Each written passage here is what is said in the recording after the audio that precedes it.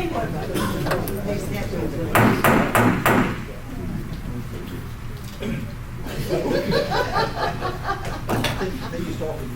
boss.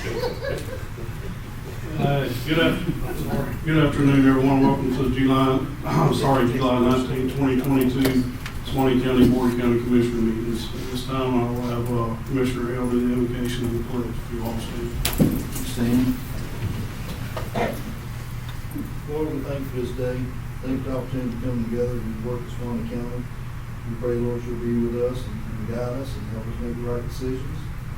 Lord, we pray for all those that we know have lost some loved ones, Mr. Don Allen and his family. Lord, there's many more out there. You know who they are. Our folks here know who they are. You just lift them all up in prayer and hold them in high spirits. Forgive us our sins, Lord. Bless us, watch over us, and get everyone home safely today. We ask all this in Jesus' name. Amen. Pledge allegiance to the flag of the United States of America and to the republic for which it stands, one nation, under God, indivisible, with liberty and justice for all.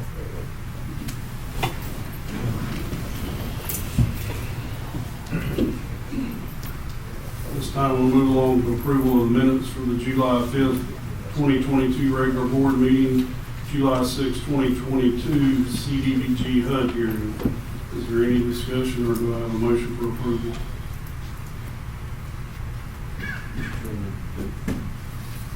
Anything, Mr. Bell? Yes, sir. I'll make a motion. Motion by Commissioner Stapleton.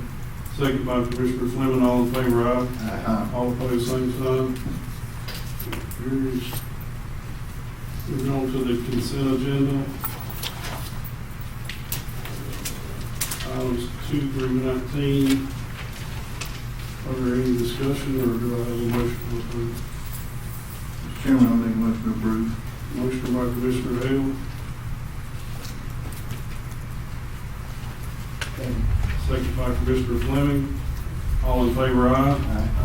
All opposed, same sign. Motion carries. At this time, we'll move on to proclamations and presentations. Item number 20, presentation of Suwannee Safe App be used for public safety. Mr. Chris Volz, Deputy Director, Emergency Director. And I was just going to inform everybody, this is just a presentation. We will not be voting on this tonight. I got one. Oh, you got one? Good afternoon, Mr. Chairman, fellow commissioners, Mr. Harris. I appreciate y'all letting me come up and speak this evening. I apologize, we had a technical issue, otherwise we'd have this up on the TV, but my computer is not wanting to cooperate today. So, first of all, I'm here today to talk to you about what we're proposing, which is an application, a mobile app called Suwannee Safe. But you know, to start with, we're not married to the name, but it's what we've started with. And the idea of the application is a public safety app for the entire county. We would like to start this under the umbrella of emergency management, which kind of encompasses all of our fire rescue, law enforcement throughout the county and other areas. And then hopefully include in that our health department because they're first responders and also the Board of County Commissioners. What you see on the page before you is a snapshot of similarly what it may look like when we develop the app. And that's an icon for each one of those departments. And before I get into that, I want to give you a little bit of backstory of why we're doing this. So currently we use a program called Everbridge. It's a robocalling technology, which is about as analog as it gets for 2022. The school system, I think, still uses a product called Code Red, but in Everbridge, of the approximately 45,000 residents we have in Suwannee County, we have about 5,000 that are registered, which means we're reaching only 5,000 people at max capacity if we're sending out a robocall to let them know whether we have a fire issue, something to do with a hurricane, a storm, any type of application we need to get out. That's all we're going to receive. Our secondary protocol for that is to use Facebook. Everybody has a Facebook page. I believe the board has one as well. It's great technology, but here's the complication with that. Facebook has an algorithm that only allows about 10% of what you think you're seeing to be visible. So, for instance, if you have 100 friends, you're only going to see about 10 of them in your feed. So I can follow the Suwannee County Sheriff's Office or the Board of County Commissioners, and if they put a message out that something has happened, I may or may not see it. So I physically have to go to that page to see their post to get it. Technology is moving forward into the mobile application through push notification. And that's the idea behind this, is that we're looking for one voice in the county to have one message, regardless of the situation, to put out through this application to come from, as I've stated, the Board of County Commissioners, law enforcement, fire rescue, whatever. Examples of that would be, whether it's, again, storm-related, fire-related. We had a situation recently with a subject that we were looking for. We could have put out a push notification for that. We had a situation last night with a communication failure in our public safety answering point. These are things that we need to get to the public. We need to get to the public quickly. So instead of having to log into something, this application allows for, if you have one, it's going to ding your phone. If you turn the notifications off, it's still going to put a red circle inside your application to let you know there's something there waiting on you. This is the best way to get that message out. But what you see on that paper and those icons, part 2 of that is it for law enforcement, fire rescue, emergency management, Board of County Commissioners, Health Department, whoever we put on there, those applications, they can click on there in Blue Sky Events or Blue Sky Times and see whatever they need to see. If they're looking for the date of the next meeting and the minutes or whatever you guys publish, if they're looking for standard information from the Sheriff's Office to include up to jail population, how to reach booking, fire rescue, they can know which station to call if they're trying to get information about something that's happened. Health Department, we all know what COVID did for us, and that's only round 1. There will be another pandemic at some point we'll have to deal with.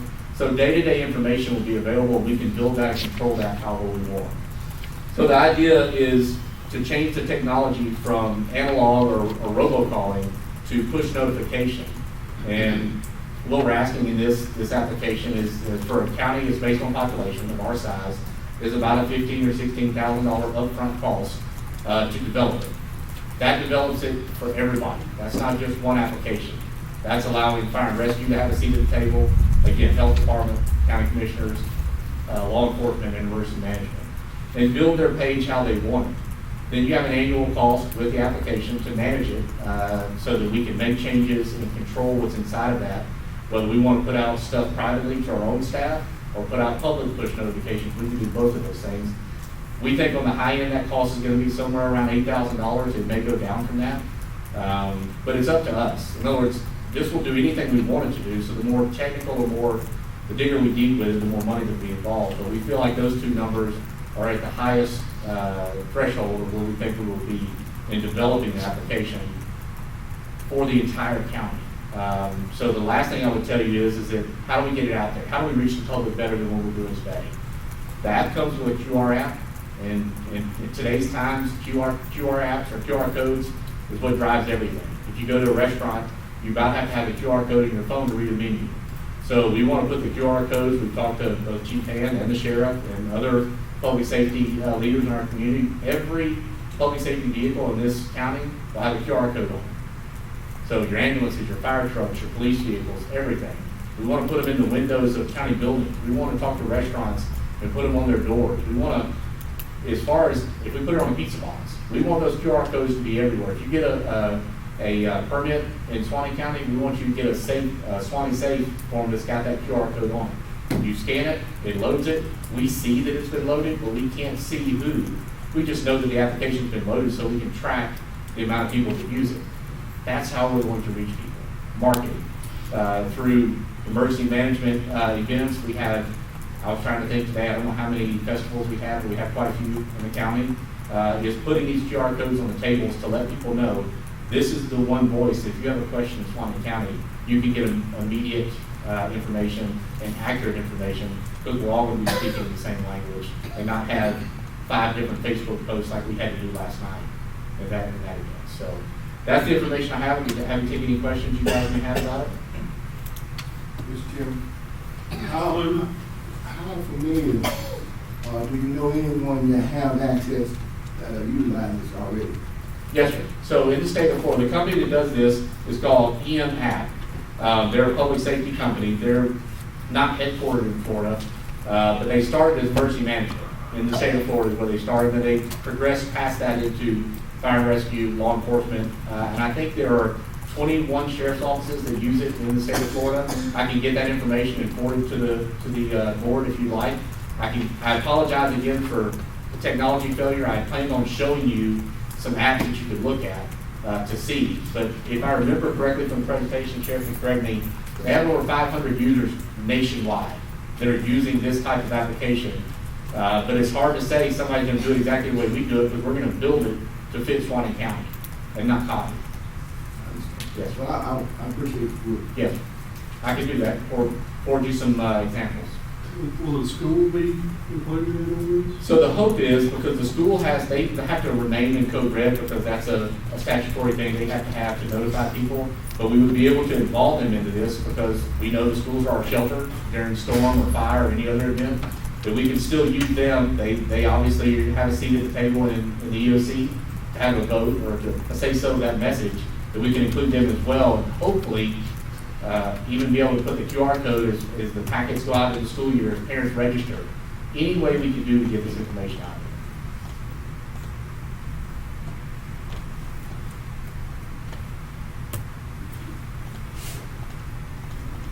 So, who would be responsible for that? I mean, entering all the information, is it for like the commissioners, it would be admin doing that? Yeah, so twofold. One, our hope is to fund this and put it under the umbrella of emergency management, because it kind of encompasses all of the parties involved for the emergency push notifications. The day-to-day, or what we call blue sky living, each group, whether it's Board of County Commissioners or Fire and Rescue or law enforcement, whoever, will have an admin person. They can put their own stuff on their page that's day-to-day, what we call just living information. But if it's emergency related or event related, we want that message to go as a push notification from all of us, one single notification. Mr. Chairman. And I don't know if I'm sure you may know this, but is this something, I know we talk about budgets every year, emergency management and the money and funds they have.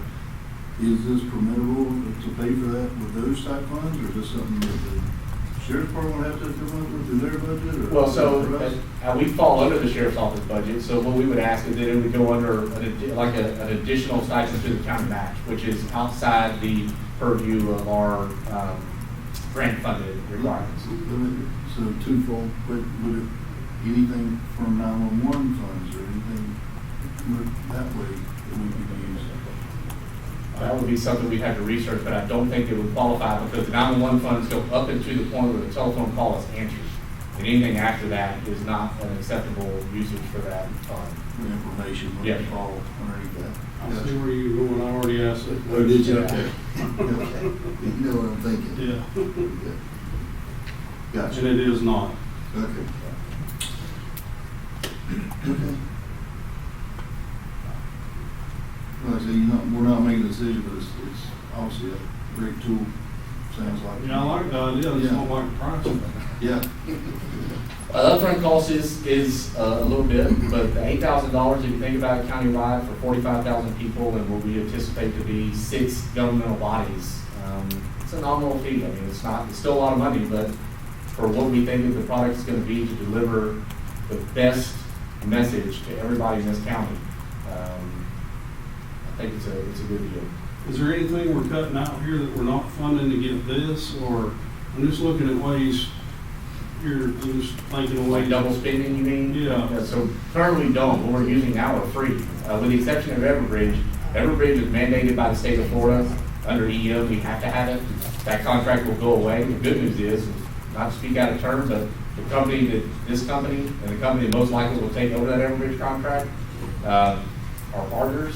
So we see that as being an even bigger benefit for us, because the GIS component of this, to say that if we have localized flooding, we could then draw a polygon around that area and just send a message to the people affected by that flooding, and not have to send everybody in Suwannee County a message. That's one of the things we're looking at in the future, but we don't currently have anything we're spending money on that we can take money from to replace this. Really and truthfully, we're using Facebook, and based on, again, as I said, that 90-10 rule, that's a little scary. We're reaching 10% of the people who should do it. Didn't we have a free app we were using?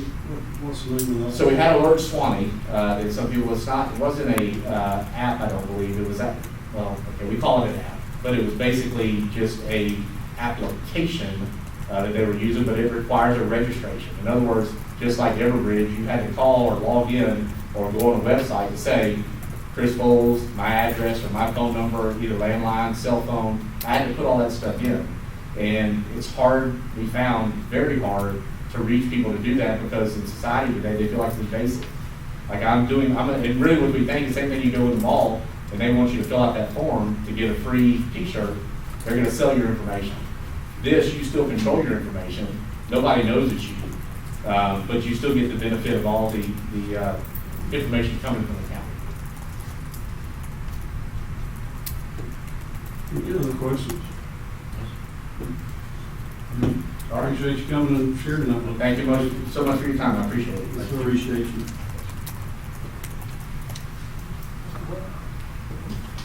Yes. Question?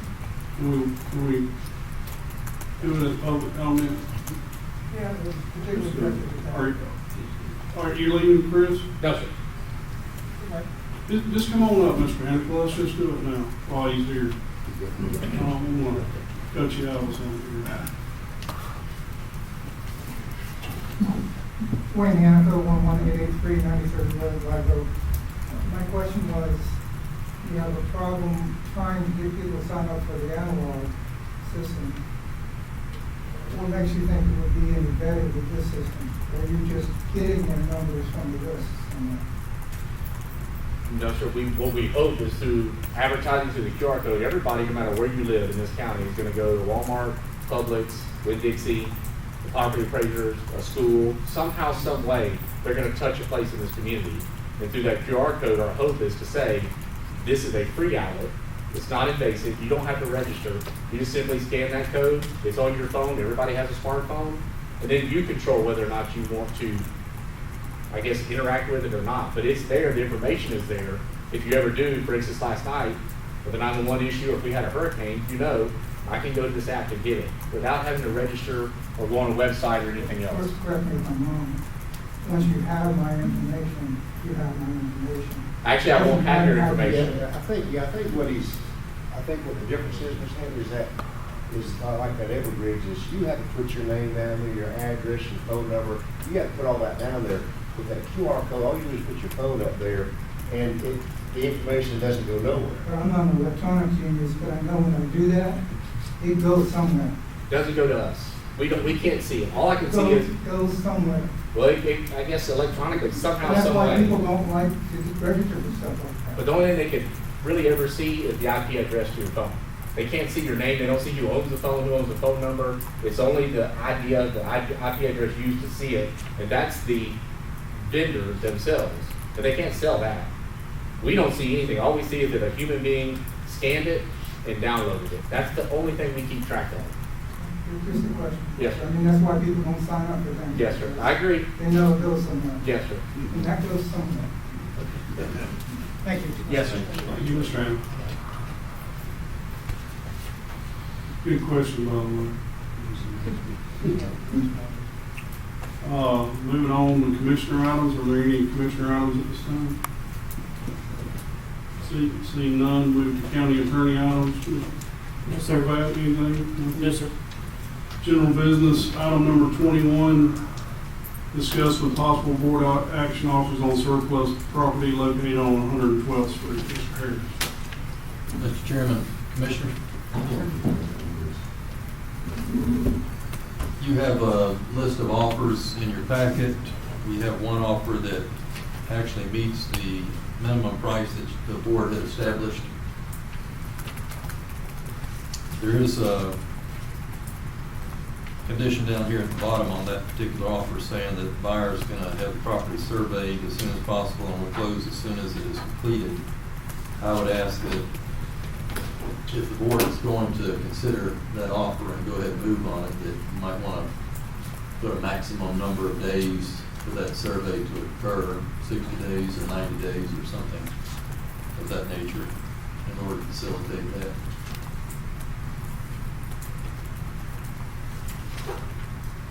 How many acres you want to offer? I'm sorry, I didn't hear that. Was that a I'm question? sorry, I said, how many acres you want to offer? It's 120 acres. The offer is $630,000. $5,250 an acre, that was the minimum price the board had established.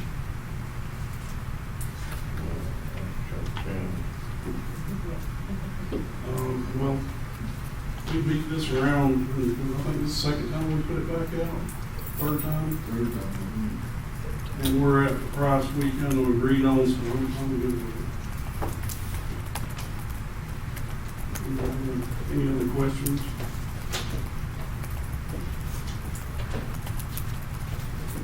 I think we set that price, one of the ones we had at City Hall, didn't we? Yeah.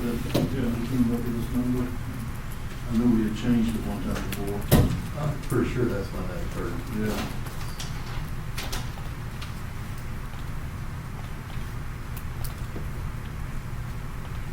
Include my fellow board members in this. Like I said, I think this is kind of where we talked it probably eventually get to, and that's where we set the minimum price at last time. And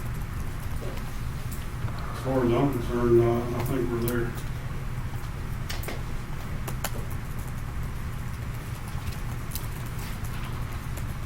Mr. Harris, or Mr. Pravat, what do you guys think of reasonable time on On surveys? yeah. Well, considering we're trying to get one ordered today, it took a minimum of 45 days to 60 days. However, in this particular case, the county has a survey that can be updated in a more expeditious manner. You think 60 days is plenty?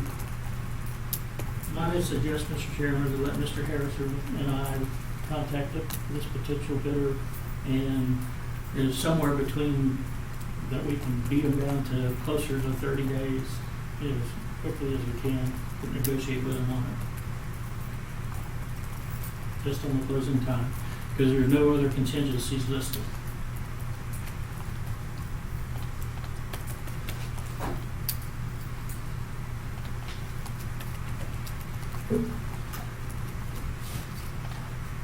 Mr. Lemon and Dave, I'd love to hear from you guys, if you don't mind. Don't mean to put them on the spot, but I know we've been talking about this, and we got a lot of other projects and things to do with it, so. We're there today, that's dope. Yeah, I did. Mr. Freeman, you got any thoughts? Well, you know, I was against it all the time, but I'm not gonna hold any property. No property, I'm just good with that. Let's go ahead and do it right. All that had to be done. Just need a motion. You said you.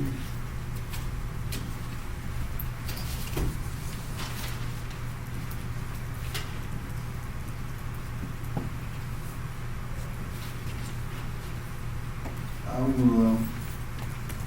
offer a promotion Motion by Commissioner Hale.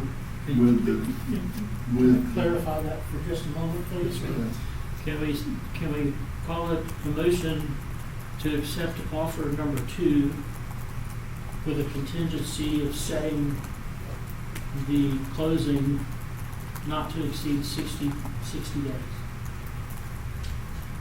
Exactly. That's what he meant to say. Motion by Commissioner Hale. Second by Commissioner Stapleton. All in favor, aye. Aye. All opposed, same sign. Motion carries unanimously. I'm sorry, we're pulling item number 22 for the next board meeting. I meant to tell y'all that again. It's slipping. So item 22 will be on the next agenda. Additional agenda items. And one additional agenda item, approval task order with North Florida Professional Service Incorporated for boundary and cutout survey of 5 acres located on Railroad Street. Mr. Harris. Mr. Chairman, Commissioners, let me emphasize, this is not a 5-acre parcel, that's just a cutout portion. This is for the entire parcel the board is purchasing, but it will also identify the cutout parcel as part of the survey. You have a task order in the amount of $6,785. If the board entertains approval of this, I would ask that you just establish a not-to-exceed price and give us an opportunity to work on reducing that number. We just got this late today.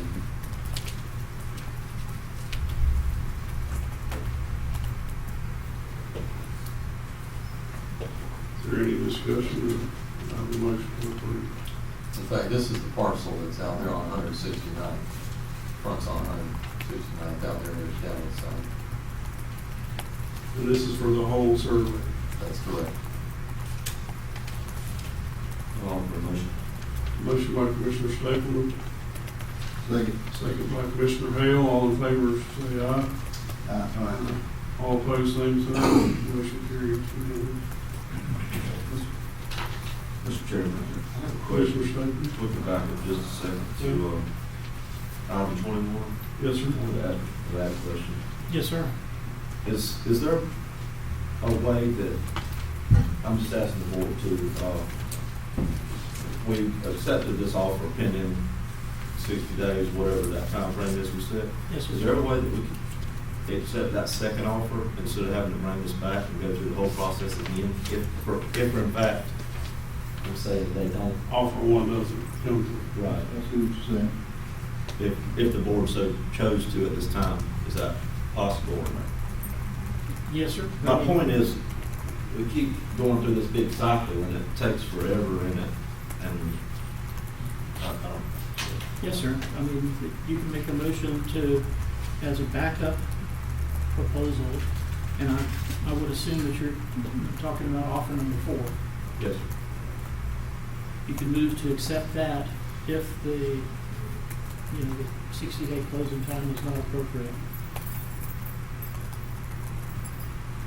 Do I need to amend my motion? No, sir. Okay. We got one. We can have an additional motion to add in a backup. Okay. It would be a separate motion. I mean, But I'd like to discuss offer 4 then, if we're going to. And I just asked for them to consider, I'm not, everybody's just putting in. Okay. Go ahead, you said. What was you gonna say? Okay, on offer number 4, there's a couple of little things that are problematic, and when we're talking about trying to get something closed and moving forward, the buyer, number 1, would be using a 1031 exchange. Those things are typically, bank driven, whenever you're coming in and coming out. I know that's gonna be, it typically extends, the time of the closing.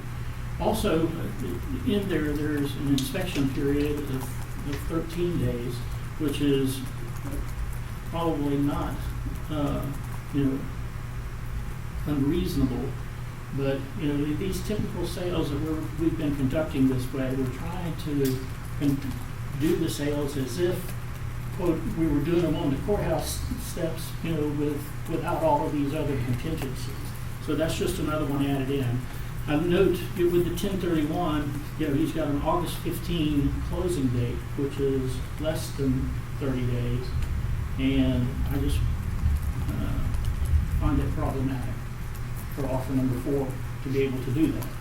Again, it would only be, as a backup, and if you allow us leeway to be in there to work through that, I think we could, move forward with it. But I just wanted to explain what my concerns were.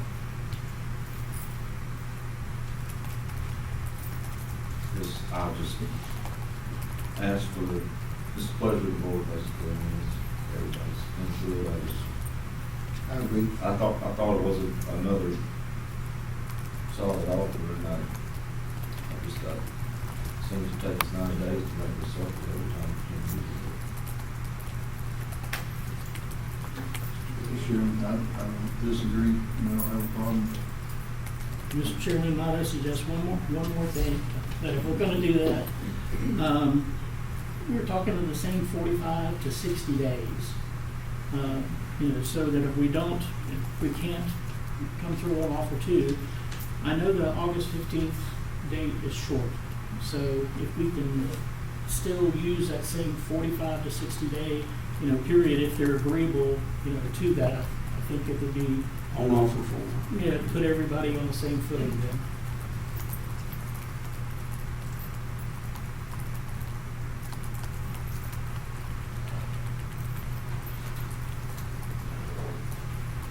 And just for the public, offer two was $630,000 total, offer four is $601,000.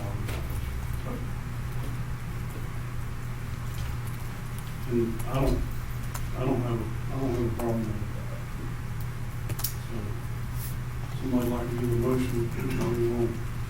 I'll offer a motion as to accept offer number four as a backup to offer number two, and also for it to include a 45 to 60 day closing at the time that we was to enter into discussions with them, because we have opportunity. Second.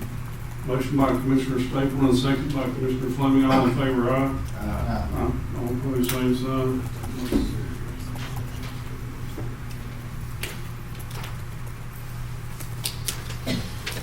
Moving on to public comments. Anyone wishing to speak? No takers? Mr. Chairman, I think Mary had something. Oh, Jimmy Horns had something too, I forgot. Andy, did you have something? That sounds good, thank you. Mr. Torrance? I'll get you. Come on, Mr. Torrance.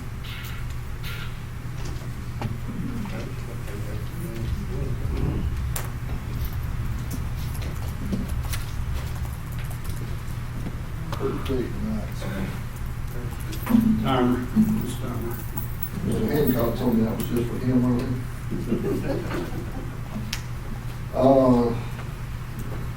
I just want to give you guys a quick update. Shannon, along with several others, have been working on some stuff on the broadband front. And as you know, or you may not know, the state of Florida has come out and mandated that we have local technology planning team. This is something they've been working on for the last year. Well, basically, they've mandated to every county in the state of Florida that we've got to create a team. It has to be made up of a certain different types of folks that represent certain areas, from law enforcement to like schools, libraries, development, all kinds of different things. So we're just here to kind of let you know that team has been formed. It's been sent into the state of Florida. And we are working aggressively. We actually are going to have a meeting next week on Thursday. And so it's something that we're kind of handling and taking care of. Now, why I really wanted to kind of bring it forward is this is the strategic plan that we're to know and read and understand and implement. So Shannon assures me he knows all that. So he's the smart one in the bunch.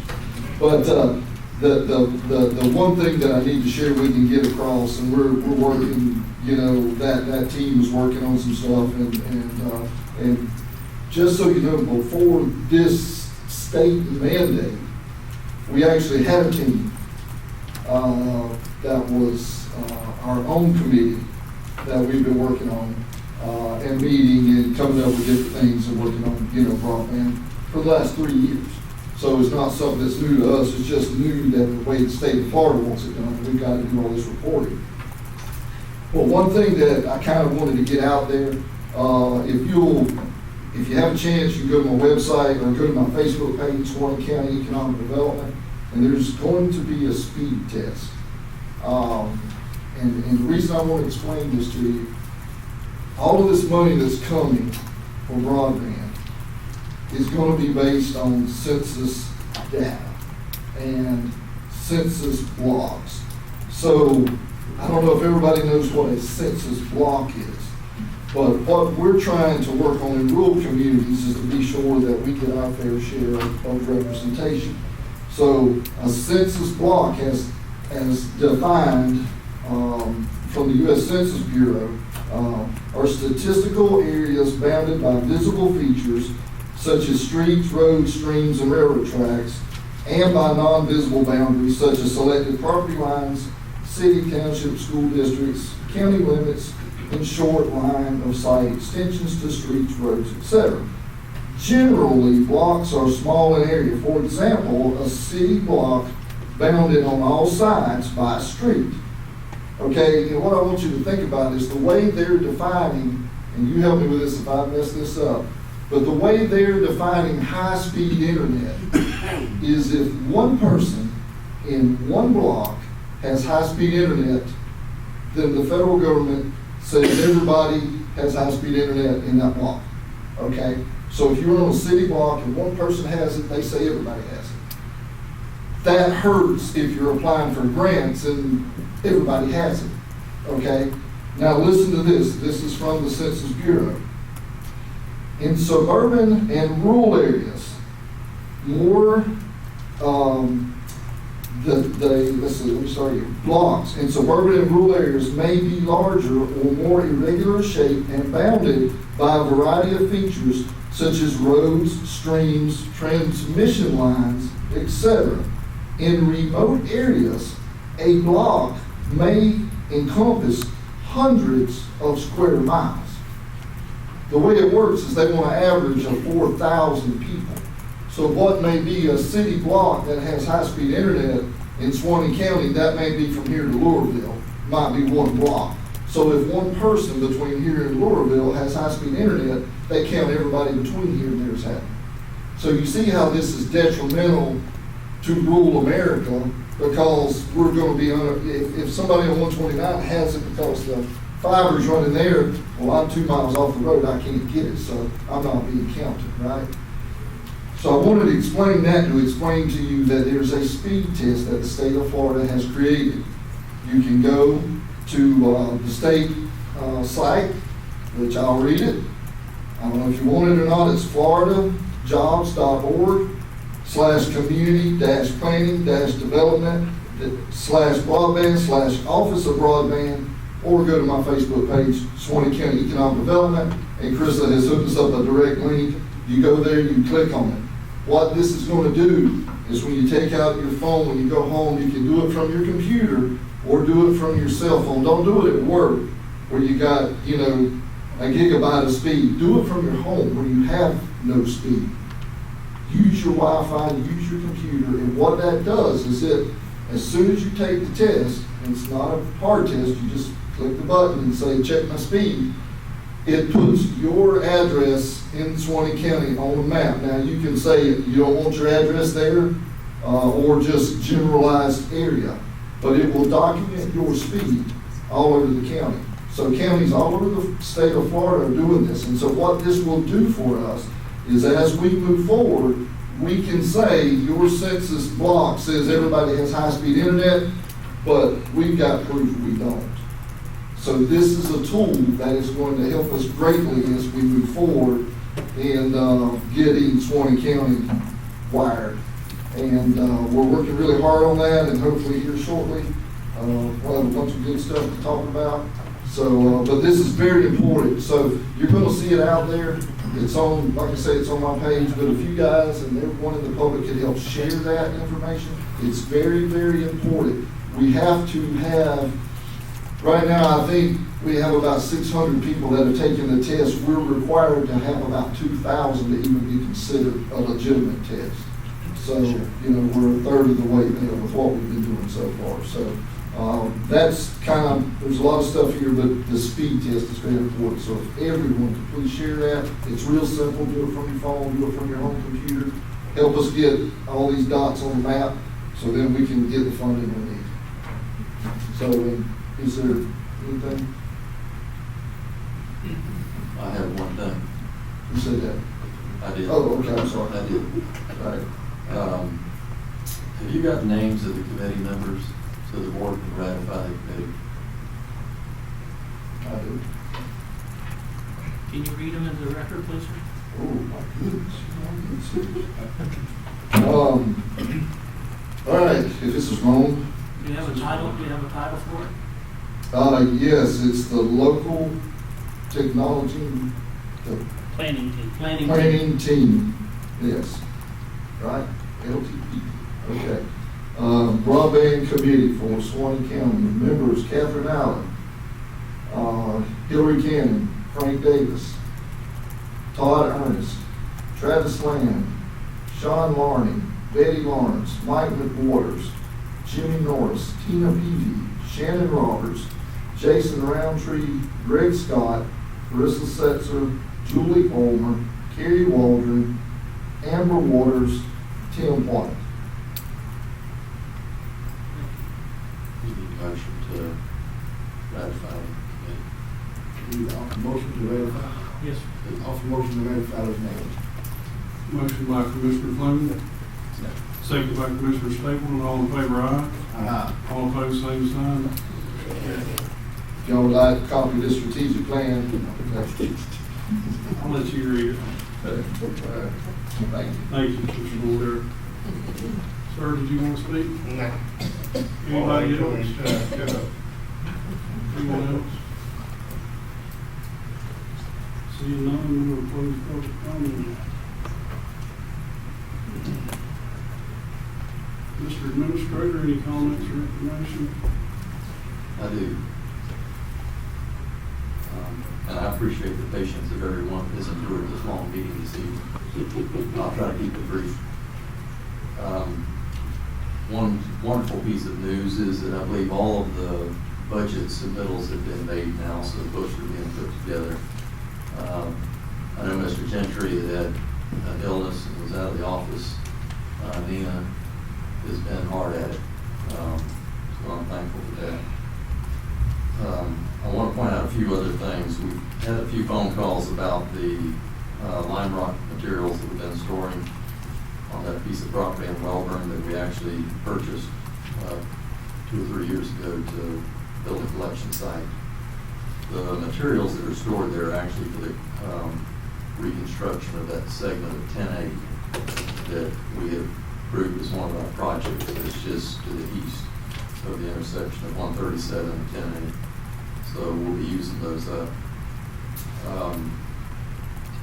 Another question had to do with the utilities that are coming down 137. Those are temporarily stalled. We're waiting for a response from Windstream regarding fiber optic. We've sent a letter to them requesting that they relocate their fiber optic because they're running right down the center of the right of way where our utilities need to go. So hopefully they'll resume sometime soon. And the utilities that are coming to the south on 137 will end, I'm going to say generally just south of I-10. The tower permit, the sheriff and I have spoken about this.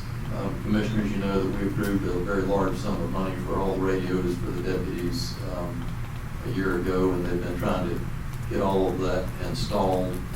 I think one of the last primary pieces has been the tower, some revisions to the tower that those radios rely on.